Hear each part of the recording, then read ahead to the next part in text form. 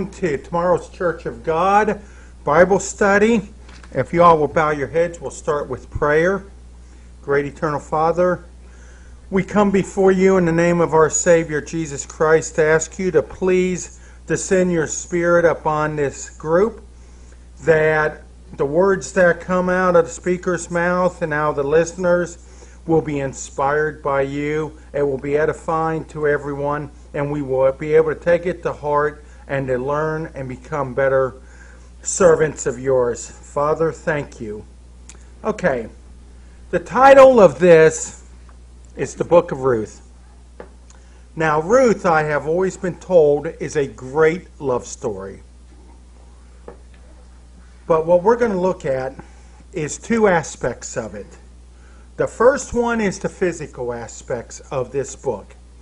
Ruth is a story about two women that are trying to find shelter, security, and food. Spiritually, and this is what's more important about the book of Ruth, is it is where God is not going to honor, or he is going to remove the curse that Abraham put on the Moabites.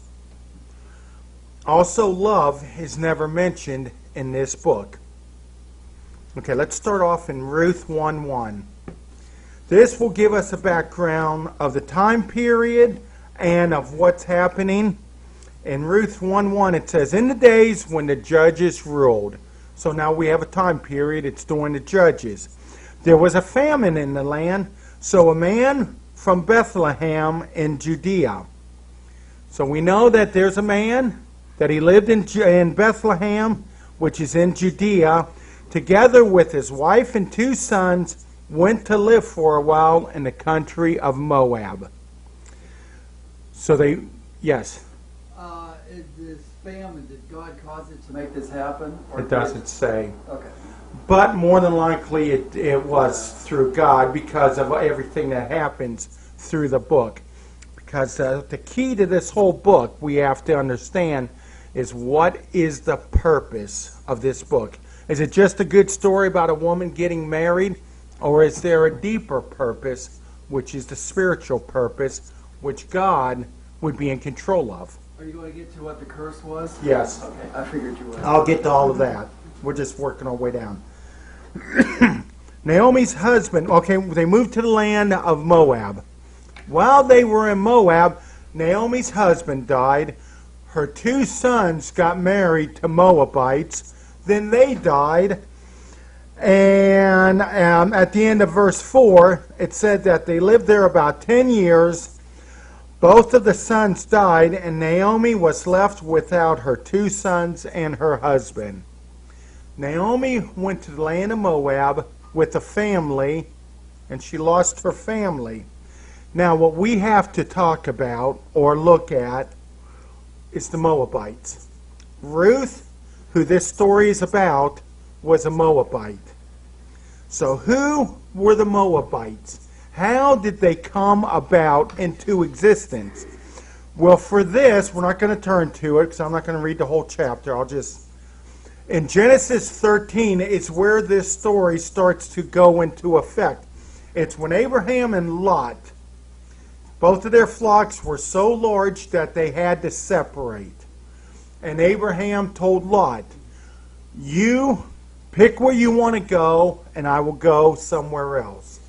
And Lot picked the valley of Sodom and Gomorrah. So he moved down to Sodom and Gomorrah, and Abraham moved over to the mountains. That is where this story starts to take place, is where Lot was, where he decided to live. In Genesis 19:37, this is where the Moabites come into existence. Genesis 19:37. What happened is the angel came to Lot, said, get out. And so they took Lot and his wife by the hand, took him out of the city. They took off. Lot's wife turned around, turned into a pillar of salt. Now they're up in the caves. Sodom and Gomorrah is destroyed. Lot and his two daughters are up in the caves.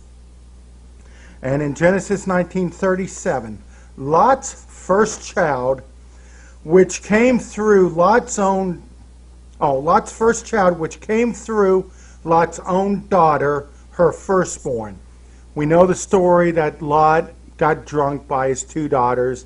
They each went in, got pregnant by him. And this here's the oldest daughter. It's her firstborn. Was named Moab, and he is the father of the Moabites to this day. So now we know where the Moabites came from.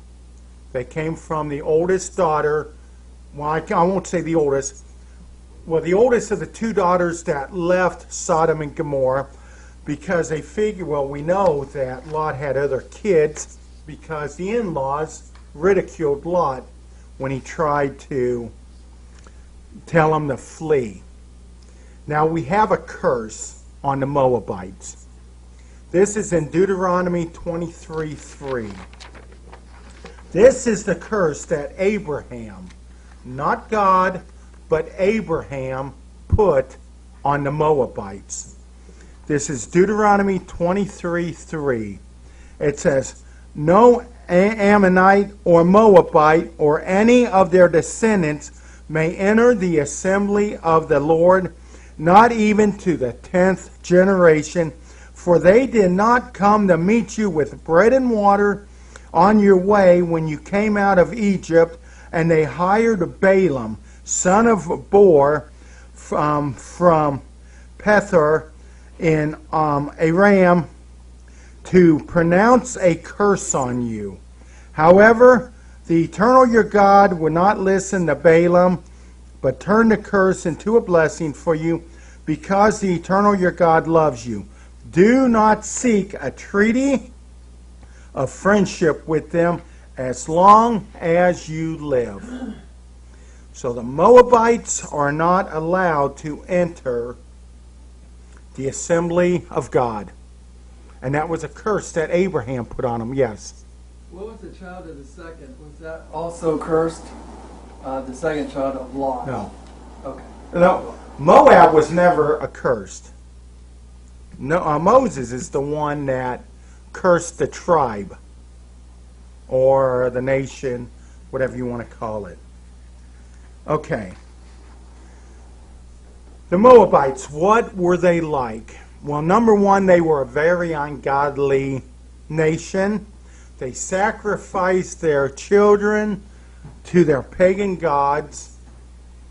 But in Numbers 25:1, this is Numbers 25:1, this gives us an idea of what they are like. When Israel was staying at Sodom, the men began to indulge in sexual immorality with Moabite women. That was part of their religious rites.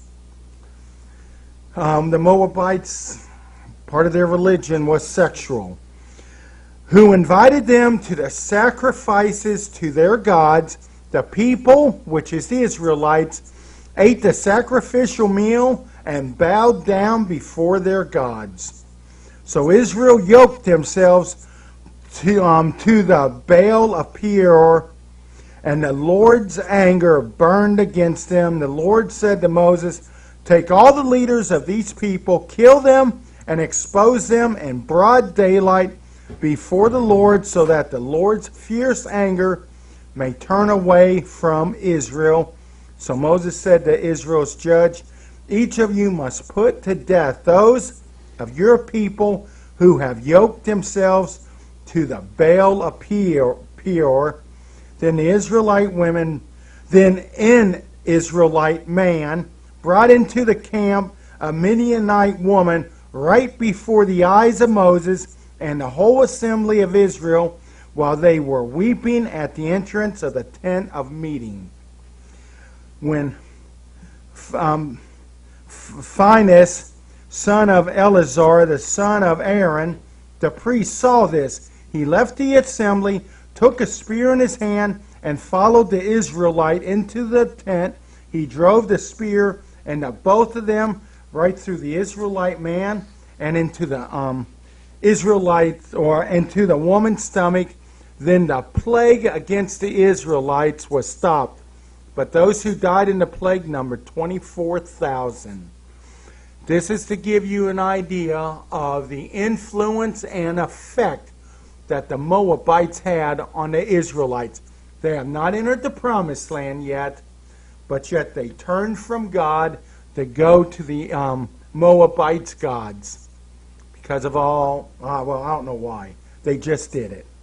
Anything beyond that would be just my speculation. Okay, now, we know what the Moabites are like. Number one, they were cursed by Moses that they should not go into the assembly of God, and that treaties should not be made with them. When you marry a Moabite, that is a treaty. You both come together as one. You have your agreements and all. So both these sons married Moabites, which went against what Moses said. So now we are at the point to where Naomi lost her family. She heard that the famine was over, and she was headed back to go back to her home in Bethlehem. Now she has two daughter-in-laws trailing with her, and this is what she has to say. This is in Ruth 1:15. Look, said Naomi, your sister-in-law is going back to her people and her gods. Go back with her. Naomi told both of the girls to go back to their people, to get married, and live their life, because she could not produce any more kids. One of the daughter-in-laws agreed and left. Ruth has not left yet. And this is what Ruth says in verse 16. But Ruth replied, don't urge me to leave you or to turn back from you. Where you go, I will go, and where you stay, I will stay. Your people will be my people, and your God, my God.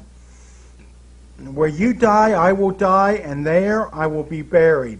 May the Lord deal with me, be it ever so severely, even if death separates you and me. When Naomi realized that Ruth was determined to go with her, she stopped urging her. How long did Ruth live with Naomi's family? I don't know.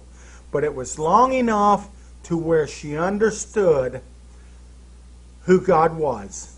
That Naomi knew the correct God. And what she says is what we ought to be saying to the Father. That whatever you say, I will do. Which is same as where you go, I will go. Where you stay, I will stay. I mean, all of this is the type of commitment we should have. It's the type of determination and commitment that that Ruth had. Now here is Naomi's attitude. We saw what the attitude of Ruth was. Now Naomi comes home, and they say, Naomi's here. Here's what she says. This is in Ruth 1:20. Don't call me Naomi, she told them. Call me Mira, because the Almighty has made my life very bitter. I went away full, but the Lord has brought me back empty. Why call me Naomi? The Lord has afflicted me. The Almighty has brought misfortune onto me. She was a woman that lost everything, and she saw no hope. The only problem is her hope was standing right next to her, and that was in Ruth. But she never saw Ruth as her hope at this point in her life. Now, as we read through, it says that they arrived in the Bethlehem during the barley harvest as it was beginning. And then the next person to come into the story is Boaz. He is in chapter 2 is where Boaz is introduced.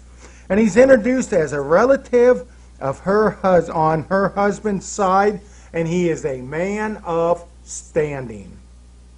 That means he was respected. He had wealth. He was a man that when the famine happened, he did not leave. He stayed. And he did the best he could during the famine. Now, Ruth told Naomi, I am going to go out and glean in a field. Because remember, what did these two women need? They need shelter, security, and food. Ruth was going to go out to get food. Now, Naomi had her own home. So shelter was taken care of for Naomi and Ruth. But they also needed security and they needed food.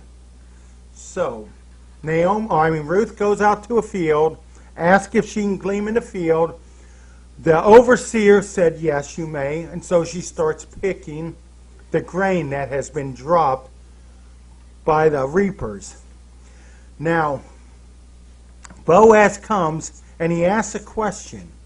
I see someone out there. Who is she? And this is in Ruth 2 and verse 6. The overseer replied, she is the Moabite who came back from Moab with Naomi. He identified exactly who her nationality is, how she got here. She said, please let me glean and gather among the sheaves behind the harvesters. She came into the field and has remained here from morning till now, except for a short rest in the shelter.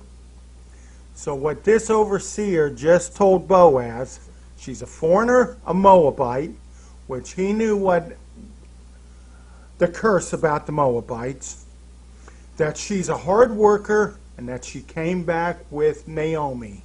Now he knows his life, his heredity, his family tree. He knows that Naomi is a relative. So in now, it came time to eat. It was lunchtime. I'm skipping through a lot of stuff. We just don't have time to read everything. And Boaz told Ruth, come here and eat with us. Drink from our pot of water and eat this roasted grain. So she ate her fill, drank what she wanted. And she had some left over, so she saved it. He invited someone that could not bring him any type of wealth to eat with him. But remember this, he knows who she is the daughter-in-law of, which is Naomi. So why did Boaz treat Ruth with kindness?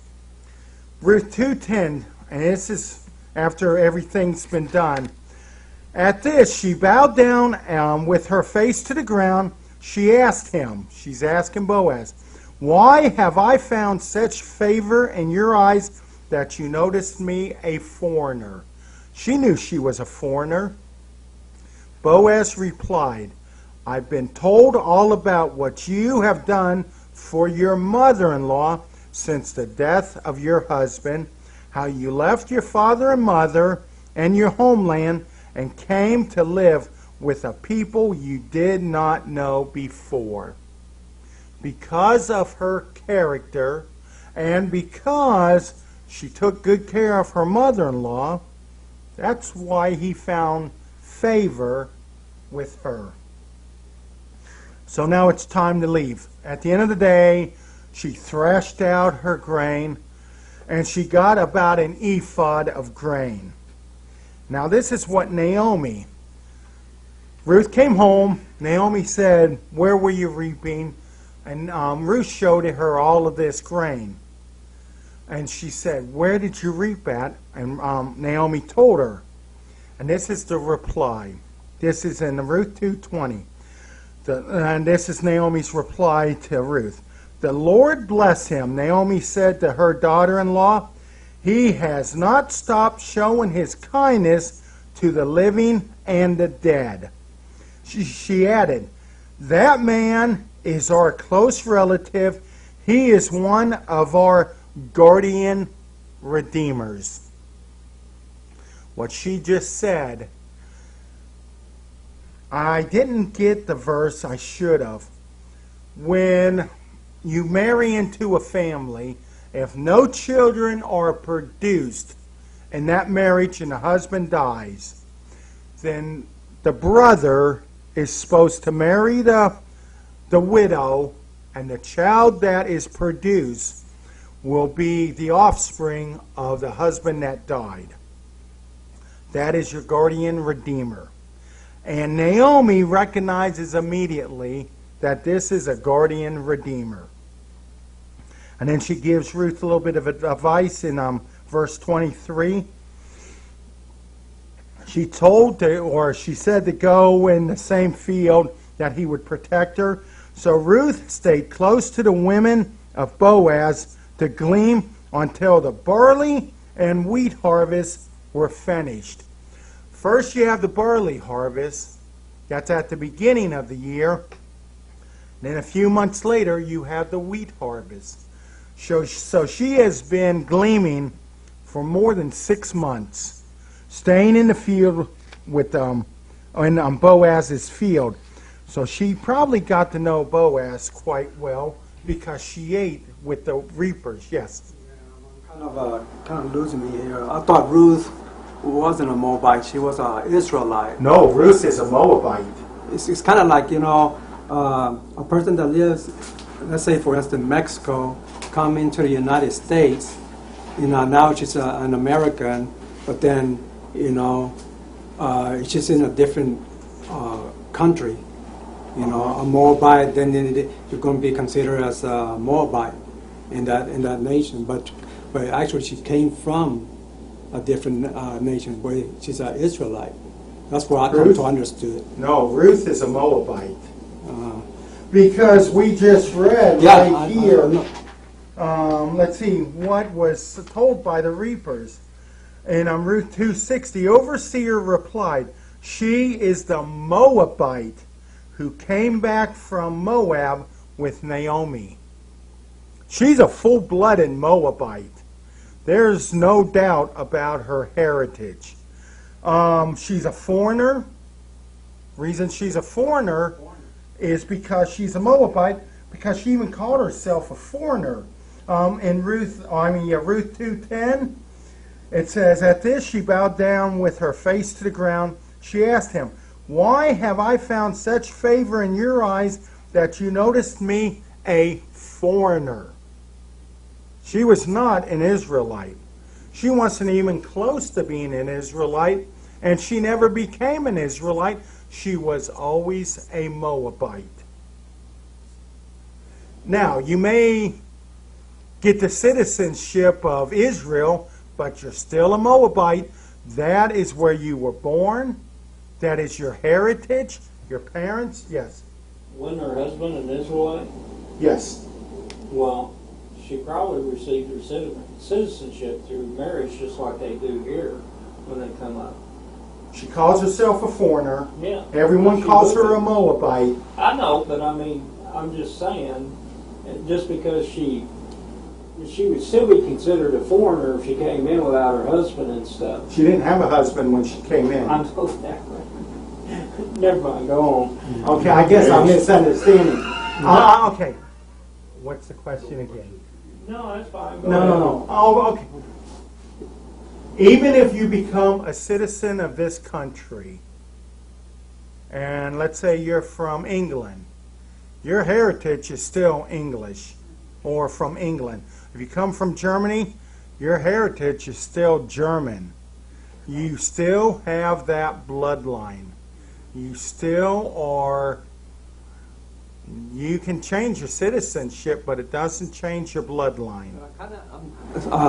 I'm kind of looking at the seed, where the seed is coming from Adam all the way through.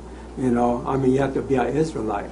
It comes, that's what I'm saying, You mean through Christ's lineage? Yes. There was Gentiles in his lineage. She is one of 3 women mentioned in the lineage of Jesus. Yeah. She is literally mentioned in the lineage of Jesus.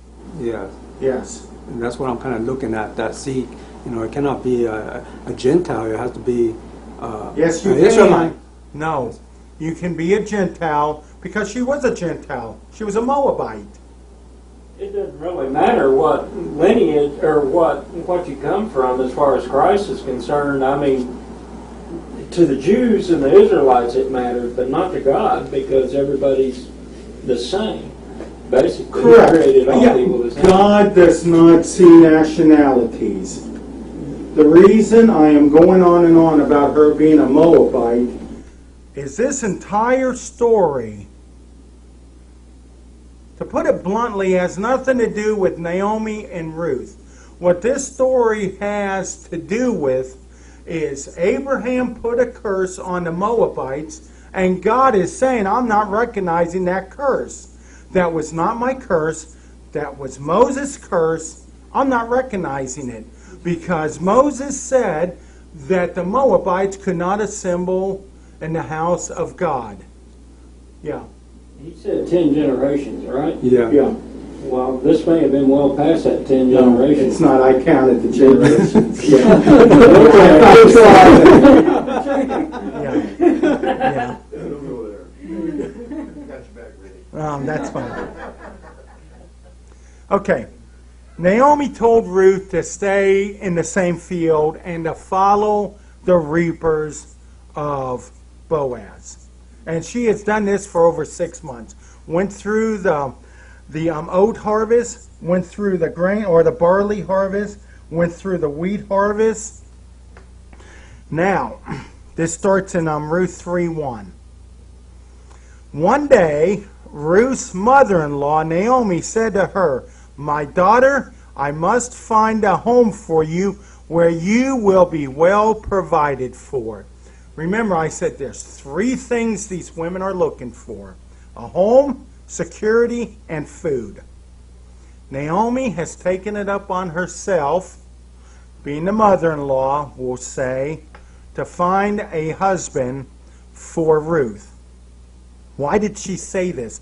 Back in Ruth 1:9, here is what she said. May the Lord grant that each of you, the 2 daughter-in-laws, when she was going to run them off, will find rest in the home of another husband. Then she kissed them goodbye, and they wept aloud. Ruth has not found a home, has not found another husband, so she's going to take it up on herself to find a husband for Ruth.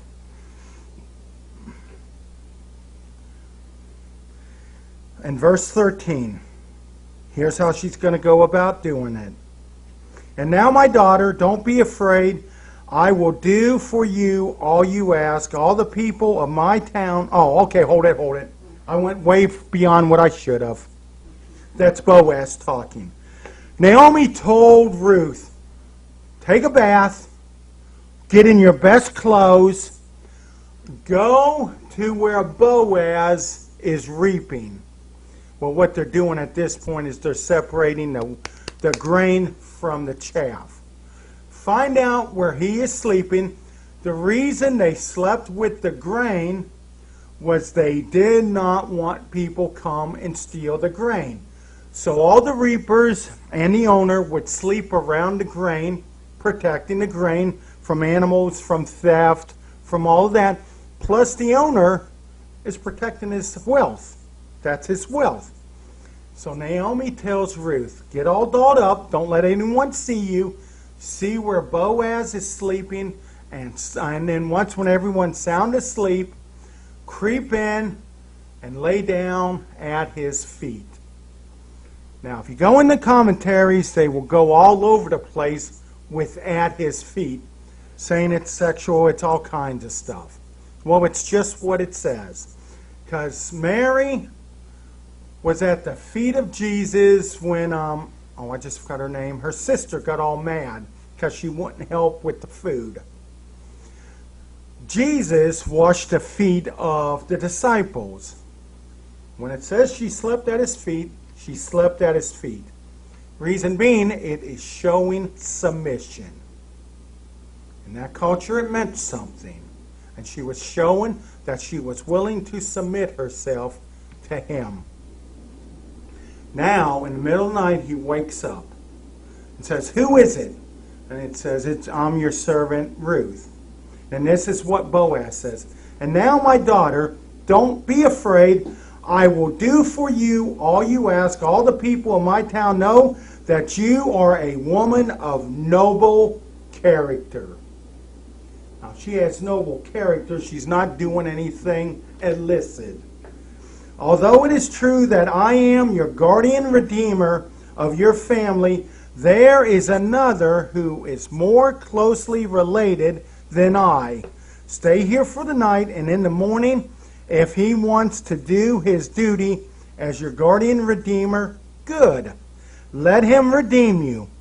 But if not, but if he is not willing, as surely as the Lord lives, I will do it. Lay here until morning. Okay.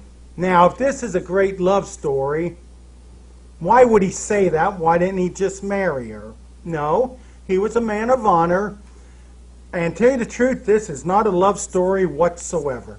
This is a story about two women trying to find shelter, security, and food. And that's what she's looking for. And she's following the advice of her mother-in-law. Boaz is a redeemer, not the redeemer at this point. So what does he do? He goes to the city gates. That's where business is conducted. He took 10 of the elders of the town. These are witnesses. He has 10 witnesses with us. And when the guardian redeemer, the first in line, comes to the gate, he calls him over. And then this is what he says. Naomi, who has come back from Moab, is selling a piece of land that belongs to our relative Amalek. If you will redeem it, do so, but if you will not, tell me, so I will know, for no one has the right to do it except you, and I am next in line. So he is giving, I don't know, this is an uncle, a cousin, I don't know who it is, but he's first in line to have a crack at redeeming, or being the guardian redeemer. And this is what he says. That was verse 4. I will redeem it, he said. Then Boaz said. Now Boaz has a way of being a businessman. Here's the best thing you can have, the land. Boaz is a landowner. The guardian redeemer is a landowner. Of course you want more land, because then you can plant more and your wealth will increase. So that's how he was selling this plot of land.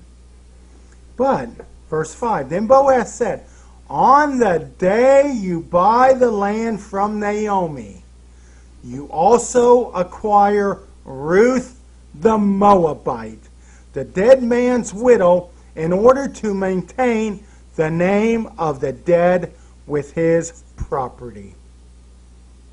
First he says, this is what you can have, the land. The guy said, yeah, I'll redeem the land. Then Boaz puts the kicker in. If you redeem it, or the day you redeem it, you get Ruth the Moabite. And then on verse 8, so the guardian redeemer said to Boaz, buy it yourself. And he removed his sandal. He said, I don't want it because it will interfere with my bloodline. I'm not going to redeem her. And he took off a sandal because back then in that tradition, if you make a deal, you take off your sandal. That closes the deal. Then Boaz announced to the elders, this is why he brought the elders, they are witnesses. And all the people today, you are witnesses that I have bought from Naomi all the property of Amalek. I have also acquired Ruth the Moabite as my wife in order to maintain the name of the dead with his property, so that his name will not disappear from among his family or from his hometown. Today you are witnesses. So what he just now did was buy some property and acquired Ruth in the purchase. Verse 13. So Boaz took Ruth, and she became his wife. When he had made love to her, the Lord enabled her to conceive, and she gave birth to a son. And verse 17, the women living there said, Naomi has a son, and they named him Obed. He was the father of Jesse, the father of David. What happened at this point, upon the birth of that child, Naomi became part of the bloodline of King David. Naomi became part of the bloodline of Jesus Christ. The curse that Moses put on the Moabites was null and void at this point, because now the Moabites have integrated or have become part of the bloodline of Jesus. This was not a love story. This was a story of two women looking for security, which Ruth got through Boaz, looking for a home through Boaz, and also for food. And then Naomi, of course, lived with Boaz and in the home and all. But what this is a story showing us that the curse of the Moabites was null and void at this point. Okay, we've got questions? Ron, you've got to have a question or two. Oh, I had a thought. Oh, what's the thought? What's everybody laughing? That you had a thought. Well, I thought it was more than just a story of two women. It was a good story about what happens when you're down on your luck, you know, especially in today's times. You don't turn to crack or something like that. You know, you go out and do the best you can. What I was basically looking at, I'll tell you straight up, was the spiritual aspects of the story. Yeah, oh, you can get all kinds of stuff out of this. Tons of stuff. But it was the underlining story of why is Ruth in the Bible? Why did God decide that the story of Ruth had to be in the Bible? It was at the end when she married, or when the child was born and became part of the bloodline. Because if she got married by the husband that died, Jesus wouldn't have been in the bloodline. He went a different direction. Yes. And so it wouldn't have meant anything. But the whole point of the book of Ruth is to remove the curse that, to remove the curse that Moses put on the Moabites. Also, it's a story of survival. Correct. And plus, it set Naomi up a place to live. Yes. What they were looking for three things: a home, security, and food. Yeah. Now we can throw a bunch of other stuff, companionship, and all of that stuff. But that's your three basic elements everybody looks for. Yeah, another thing, when Naomi told her to put on her finest clothes and lay down at his feet, I just wondered if it was a clothing that indicated something. Like when he woke up, he sees this girl laying here with the raiment on. He asked, who was she? Yeah, well, and that would indicate perhaps that she had special clothing on, what her intentions were. If they had special clothing or something like that. Here's the thing. See, we missed the whole thing about Naomi. She was looking for a shortcut. Place to live. No, Ruth. She wanted Ruth to get married. Yeah. Did she go to God at all that, hey, I've got this daughter-in-law, she needs married? No. She took it up on herself, and she took a shortcut by sticking Ruth at Boaz's feet. Now, I didn't live back then. I don't know the entire significance of what all that stands for. No one does. Because they go in two directions. One, this one I probably shouldn't say, but it's a direction they go, that it was all sexual. She didn't uncover his feet, she uncovered something else. And the other direction is feet means feet. a lot of people go toward the feet, but boy, you've got tons of them that goes perverted, in my opinion. She was a woman of honor. If she and Boaz got caught doing what they shouldn't have, they both would have been stoned. That was the penalty back then. So why take the risk? So I don't know. When you use a little bit of common sense and logic, feet are feet. I kind of wonder. Things tend to have they run in parallel in these Bibles and stuff, and I kind of wonder if this wasn't the same threshing floor that became the temple. They were in Bethlehem. Or was it the same? No, it wouldn't have been the same threshing store when the one guy touched the ark and they put it in. The one guy. But yeah, I wouldn't doubt it.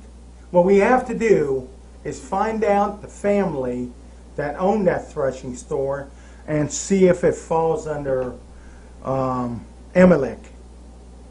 Because Amalek is the family name, the property of the group. Boaz and whoever the first one of the kinsman redeemer both fell under the family of Amalek. I don't know. I didn't even think about that. That's good thought. I've heard that before. Oh, you have? Yeah. Well, it makes sense. We're in Bethlehem. It was a Bethlehem city. Oh, hold it. If we're in Bethlehem, no. Well, it doesn't say that the threshing floor was in Bethlehem. It just says they were. Yeah. Yeah. And that's only 5 miles from where the temple was. And he owned a lot of property. They did a lot of moving. So, because they were going from field to field that he owned. What tribe was Boaz from? Boaz? Mm-hmm. Amalek. Or Yeah. Boaz and also Naomi's husband were from the same... Oh, what tribe? What tribe was King David from? Judah. That's it? That'd be Judah. Yeah. So that's where the child came through the Judah line of Judah. Yes. Judah. You have a question? Well, one thing, of course, God's in control. Like you say, at this point, Boaz did go to God. Don't say anything praying to God or anything like this. But we have God's in control. No matter where the situation is going down here. But somehow it was risky. But then it followed through. What needs to be done. Ruth went physical, man's way, when she went and laid down at Boaz's feet. If they'd have gone to God, because they were going to get married no matter what. If they'd have gone to God, Boaz would have married her through which way? I don't know. Probably through it of course would have been through the Redeemer. Yeah. Well, Spade have made a big production about it. The other guy may have called in his waiver on it. Well, So there was a little bit of subterfuge going on there. But the guy did not want to interfere with his bloodline. Yeah. That's when he said, "No, I don't want it." So the guardian redeemed by it. Where he said, on the day, buy it yourself, and he removed the sandals. Oh, I don't remember where it is. Yeah, somewhere in 4. The last chapter. It was a 4-chapter book. But if you go now, here's the interesting thing. If you go by chapter, not only that, but verse by verse, this story has so much depth to it. Just the way God is, I'll call it manipulating people's lives. Number one, you had to have a famine. The famine had to be so severe that Naomi and her family moves to Moab. Why did they move to Moab instead of going down to Egypt or wherever? But they went to Moab. Why? But they did. And then her husband and 2 kids, her 2 kids had to get married. And obviously, Ruth had to be one of them. And you just keep going through and you just see God's finger all through everything. But the thing is, if you look at it on Ruth, she was industrious, she was she worked, she was very smart. She told Naomi, hey, we need food. I'm putting it in today's language. I want to go out and start gleaning. Gleaning was what beggars did. Gleaning is what the lowest of the low people did. And gleaning was hard work. And you got very little for your day's labor because you're just picking up whatever you can find. Piece of grain here, piece of grain there, hoping to get enough for one day's substance. Then you do it all over again tomorrow. But through God's hands, she ends up in the field of Boaz. Through God's hands, Boaz notices her. And it just keeps going on and on to where God is so through that. He set the whole thing up so that at the end, he removes the curse, which he's after. Say anything about the other sister? What happened to her? Nope. She went to her family and lived happily ever after. She moved to Vegas. But that's all I have.